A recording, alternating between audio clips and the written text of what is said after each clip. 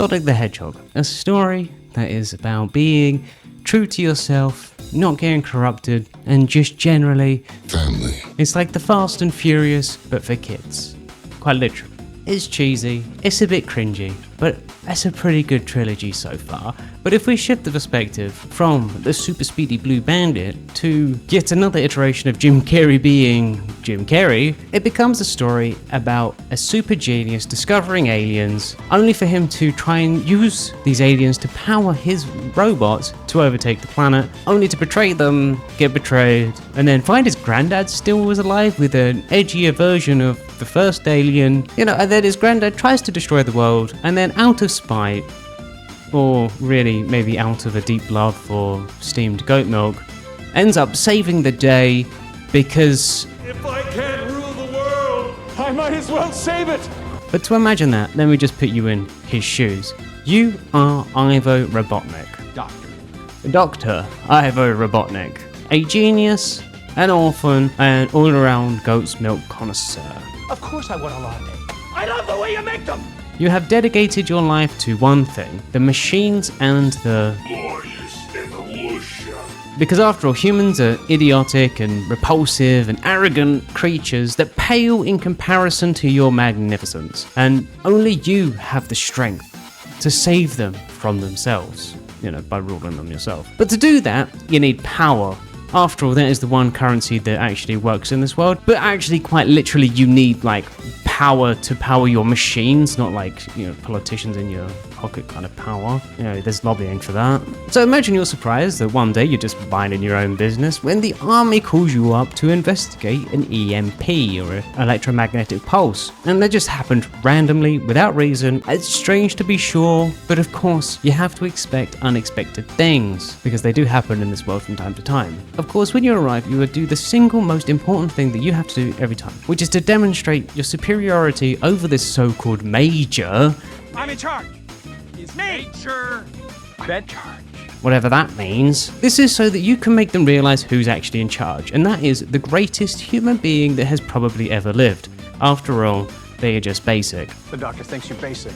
Using your handy-dandy hand machines, you control your robots, a useful tool. It's almost as if it's specifically designed for an actor to do his signature style of acting, and for it to make sense within the narrative. Well, anyway, you tell that major Nobody cares that your machines are going to do all of the work for him. And this is back in 2019. This is before AI was even a consideration, really. So clearly you were ahead of your time. And your precious little robots find a clue, a shoe print, of course, on a rock. And using your methods of tracking that you learned from by the Native American shadow wolves, you calibrate your machines to find out exactly what this creature is. And there is only one logical conclusion to come to.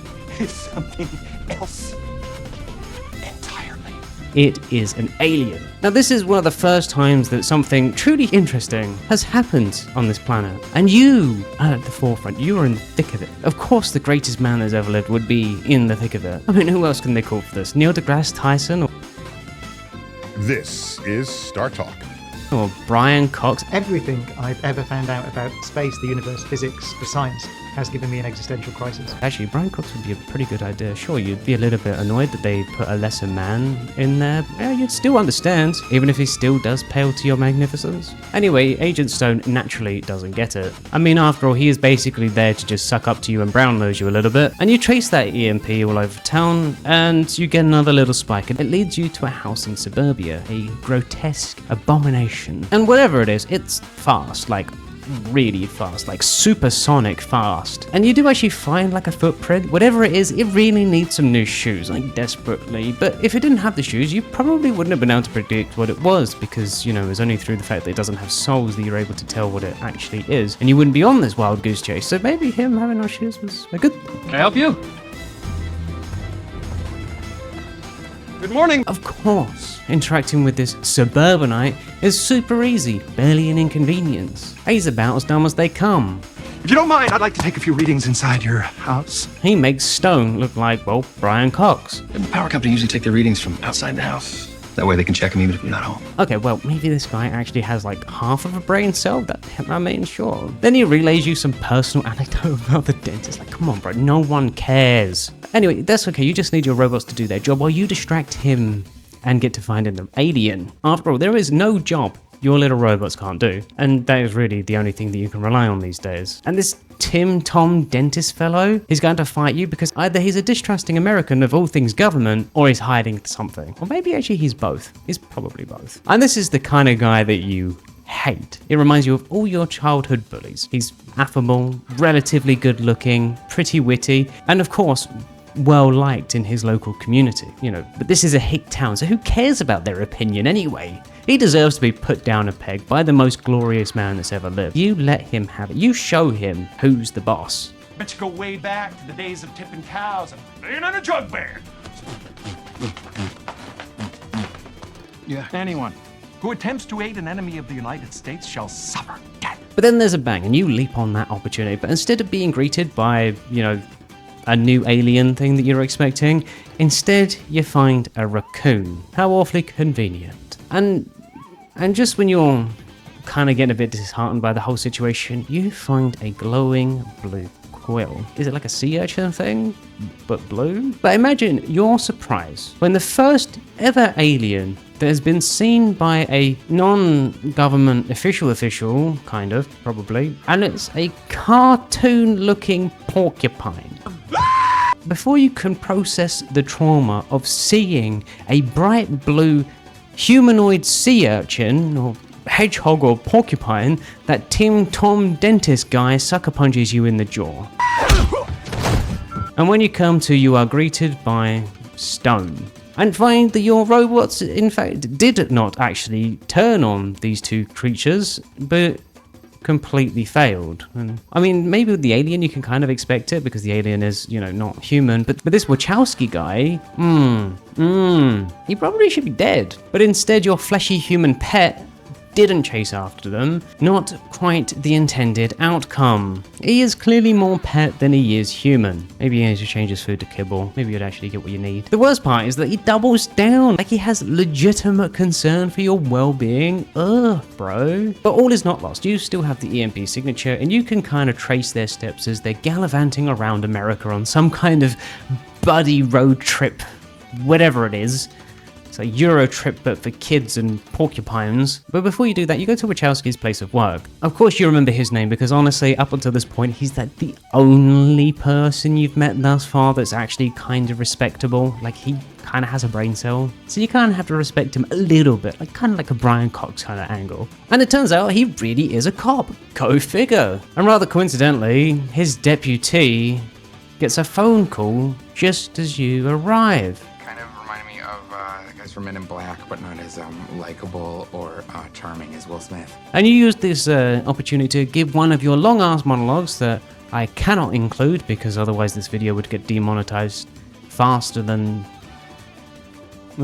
Sonic, I guess. But to summarize, you are going to make him drink through a straw. Anyway, you follow these rapscallions all the way across the country and end up in some dive bar. They're even more distrusting of the government, to be honest. It's like their whole personality is I hate the government or something, and these idiots will defend someone that probably indirectly or directly caused their broken neck instead of divulging information to the government. I mean, at least you've got to respect their pride. Anyway, you give your best attempt to break his neck yourself, and he gives you the information that you need. They're heading to San Francisco. And using some trivial calculation that you would have figured out when you were a child, you pinpoint their car with unparalleled accuracy and send one of your car robots to go chase after them. And you get in your machine that also doubles as a Dance arcade machine and intercept them with a harpoon that would make Captain Ahab a little bit jealous. But your white whale is not a whale. It's a small blue bipedal sea urchin or hedgehog. And he took out your harpoon truck in one hit, and the dude flosses on you, and that's when you know he's been playing too much Fortnite and not CSGO, because otherwise he would have been teabagging you. But now you need to kind of take stock. It has an ability that you don't fully understand, and that's something that correlates with that EMP that you experienced before. It's like an explosion. And this Wachowski fellow, he must be the most well-adjusted human being because he's just rolling along with this like it's another normal day. But they be your machines, all of them. Except for the tiny one that peels open their car like a small sardine can. Now, why couldn't it just pop the tires? Surely it could have done that. It's its name, Agent Stone. It doesn't want to hurt them, it doesn't want to blow them up. Talk about stupid, right? They are real survivors, those two. This Agent Stone, he needs to be put in his place. But just as you're about to do that, you find out he has that quill, and you put it in your mouth. And, oh my god, tastes like energy. For some reason, it tastes pretty good. And then cue the montage where you unlock the secrets of the power of the blue hedgehog. And after some sick moves with the audience that totally is there and not just a figment of your imagination, you do it. And this one little thing has enough power to power all of your machines. But not before... Of course I want a latte. I love the way you make them! At least he has one use in this world, and that's why you kind of keep him around at this point, right? But this quill literally has unlimited power. Now, it's probably not infinite, because that would be actually legitimately insane, but near enough power that it could be functionally unlimited. But hey, with this thing and your machines, like, it doesn't really matter, because you can catch this hedgehog and then just have an infinite supply of quills, or, you know, maybe a whole body. So you find them in San Francisco on top of the building. Now Sonic might have some new shoes, but he is still nothing in comparison to you. And after a little bit of witty banter, Unsuccessfully. Nice of you to swing by on your way to Comic-Con. Yeah, what are you wearing? you start charging your quill. Now why didn't you just pre-charge it? It's unlimited power, it wouldn't have made a difference. You don't know, but you do it anyway. And Sonic pushes his friends off the side of the building. I was not expecting that. But I was expecting not to expect something, so it doesn't count. But hey, at least they get to experience Einstein's happiest thought. So you turn that sucker on, and thank God for relativistic speeds, because moving at this speed, you wouldn't have been able to process that information. But luckily, being inside of this object, you're able to distort time around you, and therefore perceive it like you are. And now, you are able to keep up with the hedgehog. And you see him open up a portal that saves them. Excuse me, what? Not only can this guy literally stop time, he can also summon portals. Right. Now, the quill. And you chase this sucker all over San Francisco, and then he opens up a portal to France, and you're not going to miss an opportunity to practice your French. Excusez-moi, monsieur. But then you're in China, okay? And so there are like no rules to this portal thing. You can just toss one of them and then bish bash bosh, you're on the other side of the planet. I mean, unlimited power is one thing, but to being able to practically instantaneously teleport, that's something else entirely. And then you get a good hit on him in Cairo. Then unfortunately he sends you back to that hick town. And then somehow the entire town is there to rally against you. Like, do these people not have something better to do? Or are they just there to, like, provide commentary? But Sonic, he actually looks like he's dead. Well, oh well, time to do a little bit of a cheeky organ harvest. I mean, after all, you're not going to let anything go to waste. That little alien knew more about being human than you ever will. But what do you care about being human? But after some cheesy, cringy, bleach death moment,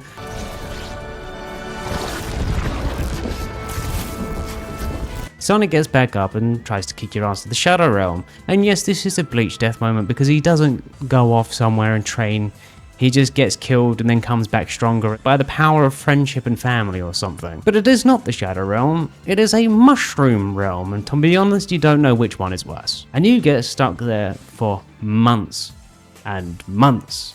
And you have your own Castaway sequence, where you go full Britney 2007, and a rock is your Wilson or Stone. But at least it's a mushroom mod, so you basically have infinite food, as long as you can dodge the poisonous ones. But how the hell is everything a fungus? Because, like, fungus normally lives off of, like, dead plant matter or dead animal matter, and, like, these funguses are just sprouting from anywhere. How do these mushrooms exist? There's so many questions. Will the mysteries never cease? You know, if this was a less life or death situation, it would be kind of cool. But really, a lesser mind would crumble here. But you are not a lesser mind. You were already insane, like, you know, 20 years ago. With limited. Or at least, you know, like a bit crazy. So this is like right in your wheelhouse, baby. And you still have the quills, so all you need to do is send out a signal. After all, how could the aliens resist something that is infinite energy? And your suspicions are correct, the aliens come a knocking. And they're here to take your stuff. All those trap preparations that you were doing a little while ago, well, they worked out in your favor. And with a little help from Agent Stone Rock, you get out. Not before you take another taste of electricity, you know, because that stuff's good. You know, they did a study once, and it turns out, in moments of boredom, if people were given the opportunity to shock themselves, they will actually do it. Wild stuff, honestly. People were crazy. Just as you're about to make your big grand escape, a big red angry looking thing comes out, and joy of joys, another humanoid alien animal. Fantastic. But he seems like he wants what you want, the blue one, which is handy. And he does have those magical bullshit rings, which is even more handy. And now with your new fairy friend in tow, you are ready to challenge the blue thing. And you head to the hedgehog's house. And thank God, because of course you're not going to miss the opportunity to practice your French. Oh, contraire, mon frère.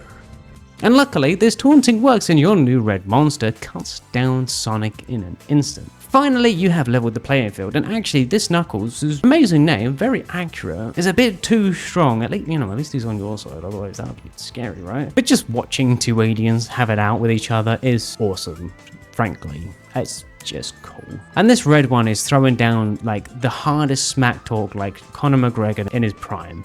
Untrained and unworthy. There's pure cinema. Oh god, only a genius like you could have managed to get into a spot like this. And I mean, like, he doesn't just lay down the spec, he lays down the law. But then he drops a little hinty poo about what his overarching plan is. To restore the ultimate power. And that is exactly why he is here. Now you speak my language. And here I thought that was French. Oh! Enemy of my tribe, the echidna. So he's like a spine thing like a hedgehog, but lays eggs. Wait, no, this red thing hatched from an egg. Can you imagine the size of that egg? Even for an Eggman, that's cold. Poor mum. Of course, the space egg laying monster's one weakness is a car, just like John Wick.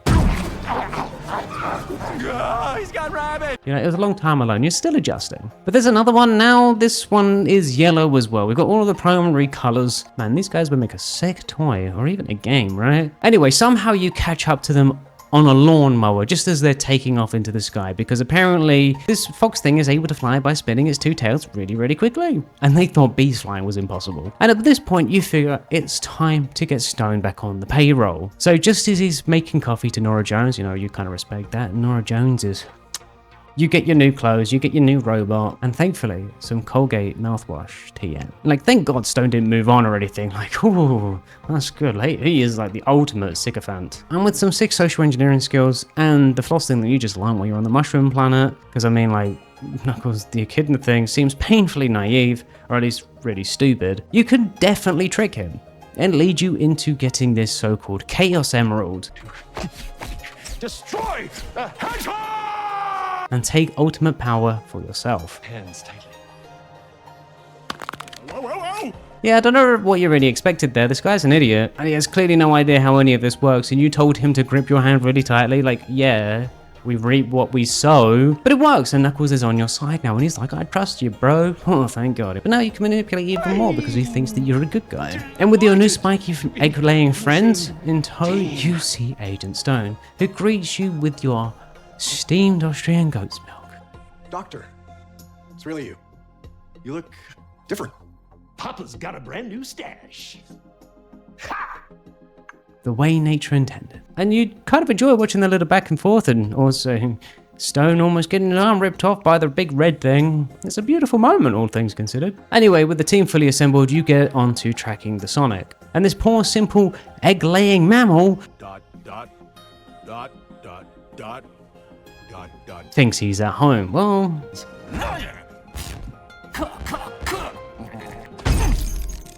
Tiny magic hedgehog destroyed. wow, really, this thing is really all killer, no filler. But you elect only to take the egg-laying mammal, because I mean, Siberia is where the hedgehog is, and you really need some big guns, and Stone's about as useful as a chocolate teapot. There's no room on the ship for Stone. I say we ditch him, ghost him, blow him off. Just like that first Tinder date, where they invited you to their apartment, and as you arrived, the lights were all off, and the door was open, and you thought for a minute you were going to die, only to end up doing lines of Forrest Gump and dancing in the dark. Wait, what? Anyway, you gatecrashed that party as soon as they unlocked the Emerald Compass, because, you know, timing is everything in this world. And they're practically machines at this point, just specifically designed to do what you need them to do. They do all the hard work, and you just swoop in at the end. Okay, we really gotta talk about your new look. It's like Professor X meets the Monopoly Man. What is it with this hedgehog and all these pop culture references? Isn't he supposed to have been on this planet for like a few years or something? And he's, well, whatever. And your new look is amazing. Proper retro, super sick. And the moustache is to die for. And so you would like to throw a missile at the hedgehog that can essentially stop time, because you know you've done this so many times already and it's worked out so many times before. and of course, the expected result happens. It destroys the entire mountain, actually. You let your robots chase them down the mountain, yada yada yada, and you get your egg-laying friend and make it off to do your next part of the fetch quest. And using your emerald compass, you unlock the next level, an undersea maze in the middle of the ocean. And you and your boxing glove-handed monster go and do your little thing, dodging every trap, and you come to the conclusion... I've solved it. There's a booby trap every 7 seconds. But with some techno-magical bullshit, you get to the way much faster. Anyway, it's time for the big betrayal. You're as useful to me now as a backstage pass to Limp Bizkit. Yeah, I don't like that one either. Like, do Limp Bizkit not tour anymore? Or like do backstage passes? Or they just die so washed it doesn't even matter? But then the blue, not so egg-laying alien appears. So you let the two space aliens duke it out while you claim the prize. While of course adding some witty commentary along the way. You poor, naive creature. It's not your fault. A more advanced intellect would have seen this move coming a mile away. Or 1.6 kilometers. Wait, did the egg-laying mammal think that you guys were friends? No, sorry man, you're only friends with mammals that pop it out the natural way. And you finally become what you were destined to be, a god in this world. And the emerald's power to literally turn your imagination into reality? Talk about majestic. First thing on the list, some new drip. Because you know, fashion is king. So you drop by stone. You don't know why you did that, but honestly, you just did. I can smell the electricity in your brain. Look, it's been a long year, okay?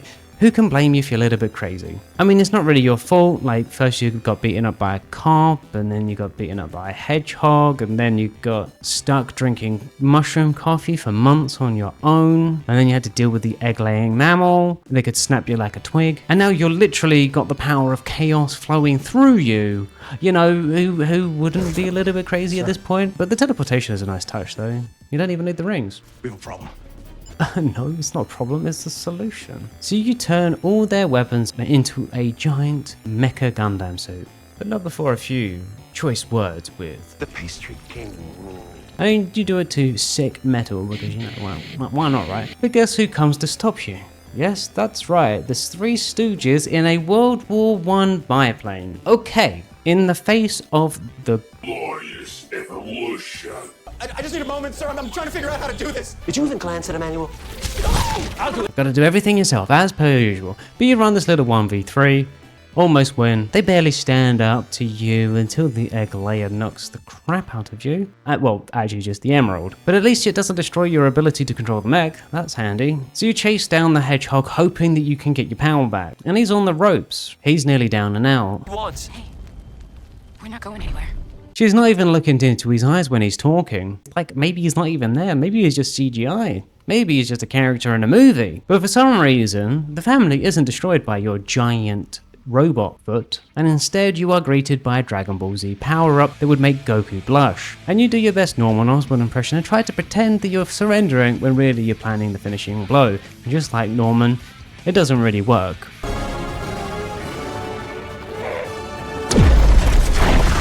And what does Sonic do with unlimited power? Well, he summons a hot dog. Because of course he does. And this sends you into a full-on shame spiral. Not only did you lose, at the height of your power to 3 CGI monsters and 2 normal human beings, you lost by the power of friendship and family. It's so cringe. And like your depression gets so bad that all you do is eat dip and watch Spanish soap operas. If only it was French, then at least you could practice. Let that be a lesson to you, Juan. Family is a field of emotional claymores that leave you abandoned, betrayed, and weeping while you eat cake. Wait, didn't you just lose to family? How are you rationalizing that one, sir? But just as you're celebrating your newfound gut and getting some bongo practice in... Talk about betrayal. How could Stone do this to you?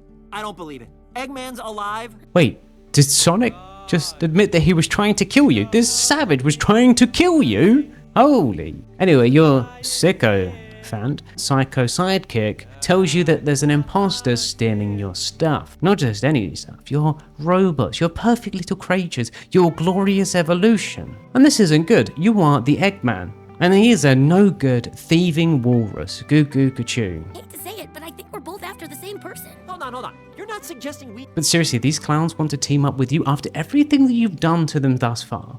They want you on their team when you have betrayed them at every moment. Even the egg layer is keen on this. Perhaps the fox is right. When you literally, what? They know what's going to happen, right?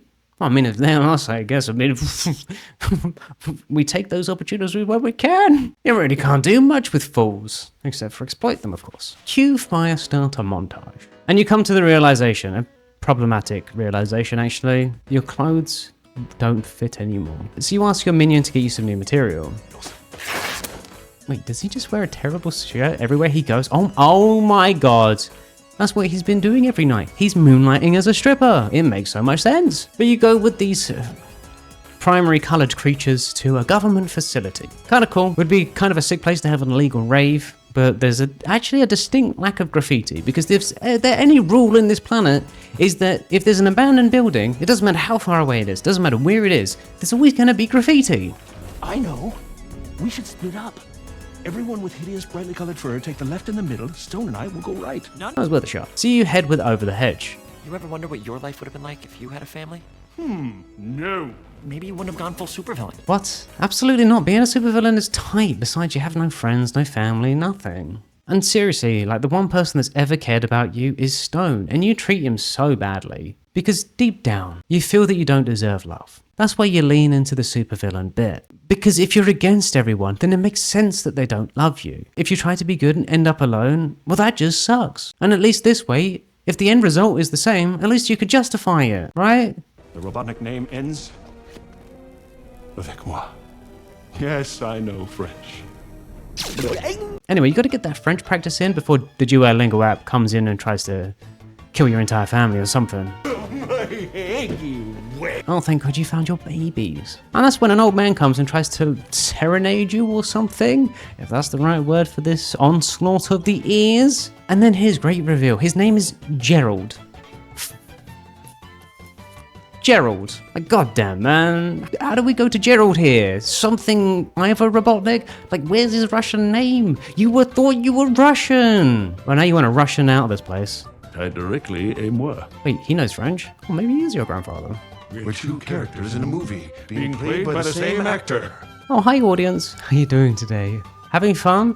Well, don't forget to like and subscribe. Anyway, you run your granddad through the ringer. And I mean, actually look at this camera work. The way that it blurs in and out, that's fantastic. It makes it feel that they're different people. They're actually the same. Damn, what a good job. For all the marbles. Good. I lost mine. Oh, did he also get stuck on a mushroom planet for months at a time? Some stuff really does run in the family. Anyway, you get what you always wanted. A hug from a family member. Is this what the power of family actually is? Is this why Sonic had all these insane power-ups? Actually, honestly, you kind of get it now. You feel very motivated, very inspired. But then you remember, he left you and your entire family. And it's weird that your entire family collectively went out and got milk and never returned. Locked in a top-secret prison for the last 50 years. Okay, actually that's a pretty fair excuse, you can't complain with that one. And the best surprise of all, your grandfather manages to tie up all your enemies. Oh my god, it's like everything's coming together. Stone, why are you tied up? Do that on your own time. You sicken me. And he did it with his very own hedgehog called Shadow. Oh my god. And your granddad exposition dumps you, and he wants to use a giant space laser to destroy the world. Okay, hell yeah, that's metal. Anyway, you guys head off, and this new hedgehog destroys those furry little freaks with a black hole. Okay, we're rolling with that kind of power. I mean, everyone does have a gimmick now. Family bonding montage. And I mean, like, you do a lot in 4 hours, and I guess that's the magic of VR. Is that why Zuckernuts is trying to make meta? Although, if Zuckernuts actually does monetize family bonding, that has some worrying implications. Just for the audience, you know, you got to get those sick moves in. Anyway, with your new leotard, you break into the gun headquarters. Family, I could have got you like a pheasant. Why is your grandpa so mean? And why is it when you're around the older generation, you regress back into being like a child? And I mean, up until this point, you've been at least vaguely adulty. You were like the superior creature, and now you're essentially just a kid again? Is that what social interactions are, just fulfilling a role? And when you're with older family members, you just subconsciously regress back into being like a child or grandchild or something? So you throw him into some lasers, you know, kind of to test, and also kind of to get back at him, maybe kill him. But he gives you praise. You're a heartless son. Rotten to the core. And you were wrapped in a warm blanket of pride. I mean, is it even a Sonic movie without a dance-off? But just as you're about to win, Jessica Jones comes in and turns on the gravity for some reason. Okay, why does the government have such insane technology? You're the one with all the genius stuff, and they have gravity stuff? Excuse me? Damn, you and your granddad got outsmarted by a gun? God, and you thought they were the most incompetent people. The whole government had been, like, demonstrated as being really stupid up until this point. Like, to the point you almost were distrusting of the American government itself. And now they're outsmarting you and got gravity stuff? What a power-up! What is this power creep? But thankfully they send in the big guns, the egg-laying freak, who just breaks the machine and sends it all into chaos. Great, genius plan. Well, it works. And you almost managed to worm your way to the key, but unfortunately JJ gets it first. Luckily, you have the Hedgehog, and he gets it for you instead, fully negating all of the hard work that you have to do so you can finally skip into the third act of the film. It's really handy that you have this Hedgehog. He's a fantastic plot device for moving things along. Oh man, more accurate Eggman suits. Having a granddad is sweet. Anyway, you open up a hatch next to Tower Bridge, and thank God no one ever checked to look there, and your granddad just had one of these lying around in London? Okay, sure, why not? And your family head up into space with the Hedgehog, and the spaceship even comes with Eggman branding. Now that's how you do solar power. And this Hedgehog can basically power anything. Well, I guess, you know, the Sonic Quill could do that too, so yeah, that makes sense. Wiping out everything in a 25,000-mile radius, including us. And you tell your granddad that annihilating the Earth is actually a kind of a dumb idea. Like, you can rule the Earth instead. You know, it's an incredibly short-sighted plan. If you die, that's it. It's over. What? We can't annihilate the Earth. But we have a family. Isn't that what family's all about? You'll know, Maria. Oh, so he doesn't love you the way that he loved his dead daughter. So now you're nothing to him then. You're just a pawn waiting to be exploited. God, is that how you treated everyone so far? Is that how you treated Stone? Oh, Stone deserves better, man. Then you see something on the horizon, a golden streak on its way to you. With the Hedgehog distracted, you can get to work in undermining your granddad and stopping him from destroying the world. But you end up having some witty back and forth. He whips out some stuff, you whip out some stuff. But in the end, he just starts giving you a spanking. And you drill into his foot because, like, only one person's going to give you a spanking. And that's going to be a real daddy. And you do some Scorpion versus Mantis actions. I mean, you could have been Sub-Zero, but, you know, that would have been boring. Probably. That I never thought I'd say. What is it? I love you. No. And he wins. He lets you go.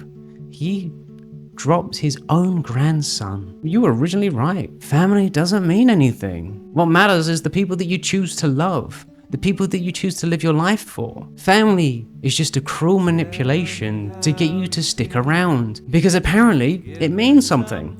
But that's only true if your family are actually good people. And if they're not, you can get tied down in a cycle of abuse or even tossed out of a spaceship in the middle of space, all in the name of family. But luckily little Fox Boy saves you and you can Kakashi his ass.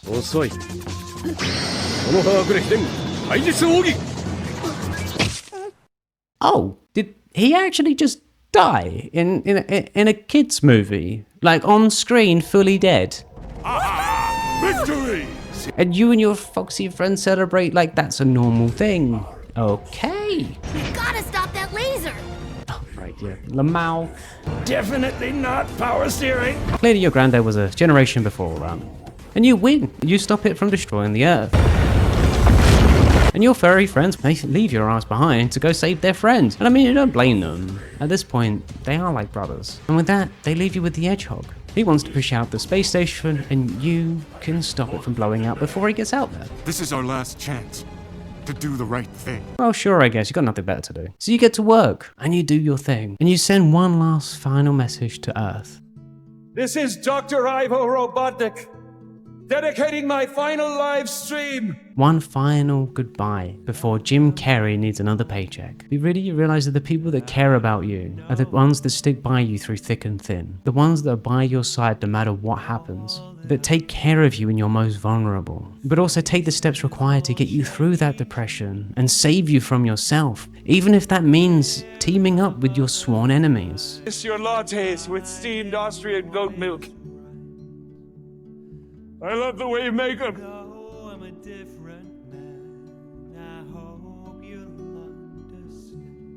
Thank you so much for watching, and if you liked the video, please subscribe and, put a like, and also tell me what villain you want to see next. I just want to shout out my members, especially Jay. Thank you, Jay. And of course, Lavender, Yuri, and Alan. Thank you. Have a great day, and have a great life.